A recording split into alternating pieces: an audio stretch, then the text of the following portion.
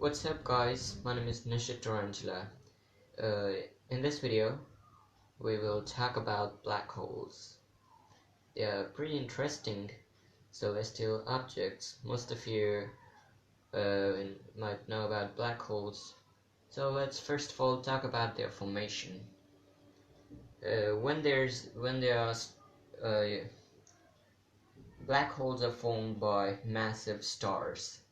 When stars start losing their fuel, their gravity starts consuming itself into the center of the star, which is called space-time singularity.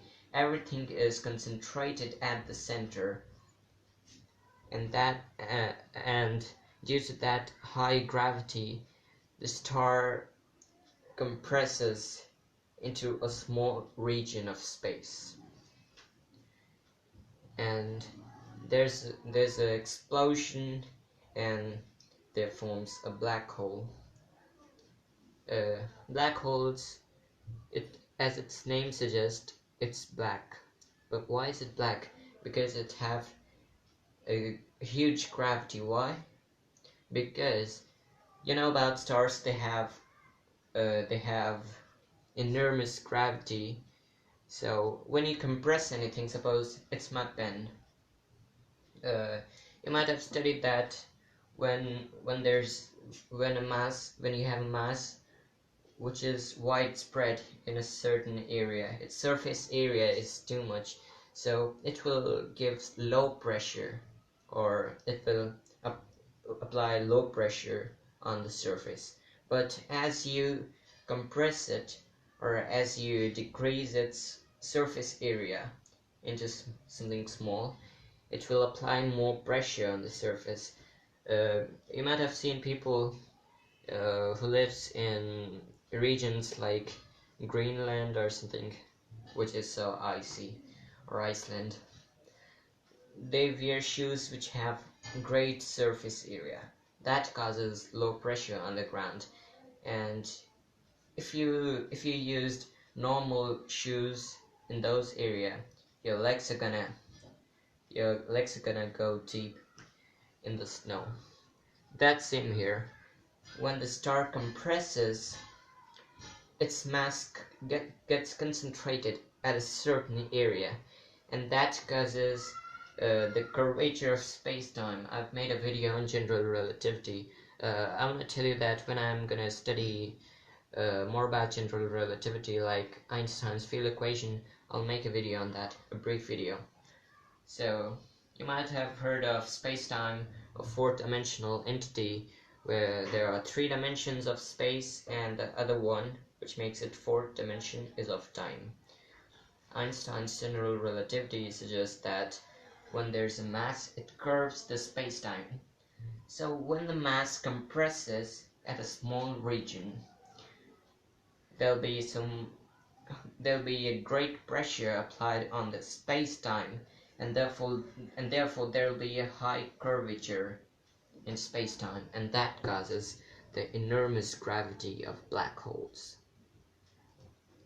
I said that black holes are black because they have that huge gravity that not even light can escape it.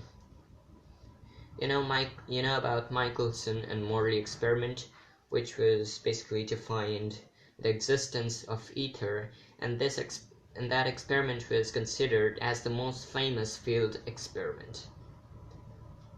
This experiment failed, but it also told us that the speed of light is constant. So they failed to find out ether because there's nothing like ether, and then Einstein in his special relativity told that light do not require anything. Light just requires space-time to move. So when the space curves, light travels in that space-time, and due to the high gravity of black holes, it can't escape, so that it could enter your eyes, and that's the sort of reasons black holes look black. Black holes are pretty interesting because of their huge gravity, enormous gravity. you can travel in time. I've made a video which tells that why gravity slows down at high speed or near to massive objects. You can check them out. So black holes slows down time. Black holes basically have three layers. The outermost layer, which in photographs might look like transparent layer, is called the outer event horizon, and the boundary from which that black circumference of the black hole starts, we call it the inner event horizon.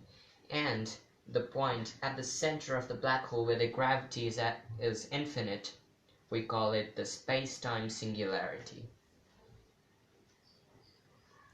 Black holes have enormous gravity that is slows down time to a huge rate, and at the singularity, time stops completely.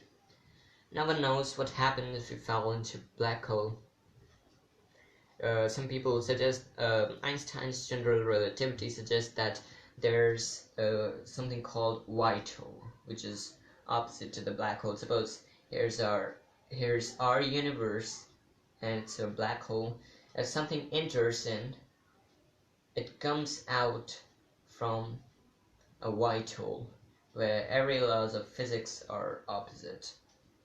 But we don't have any practical results for that, any practical proof. It's white holes are just hypothetical currently. And there are many other things that can happen. We might come out from a white hole to another universe, or we might just travel in time, or there will be death, or there could be something extraordinary which we can't expect. Yeah, and there's one more equation which we call as the equation of Schwarzschild radius, which was made by Professor Karl Schwarzschild, a German physicist. That equation is Rs is equals to 2gm over r squared, where Rs is the Schwarzschild radius, 2 is a constant, G is the gravitational constant, m is the mass of the star, divided by r squared, where r is the radius of the mass. Well, this equation basically tells that if there's a star, if you compressed it into a black hole, what would be its radius after becoming a black hole?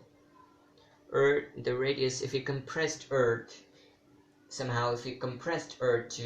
make it a black hole, the radius of Earth would be around few centimeters or millimeters, around 2 centimeters, I suppose, or 4 centimeters.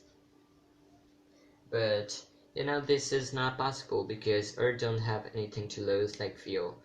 Stars can lose fuel, but Earth can't lose fuel, and it's not going to compress itself into its own gravity because the gravity is not that great here. But stars can, because they have enormous gravity and therefore make black holes with enormous gravity. Professor Einstein basically hypothesized black holes in his general theory of relativity, and finally we found black holes in around 1995, I think so, and the name of that black hole is M87, and here's the picture.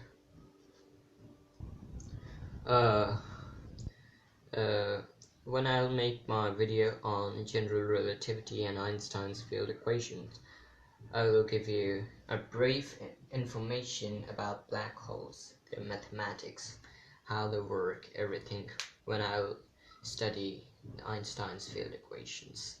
Thank you. Bye.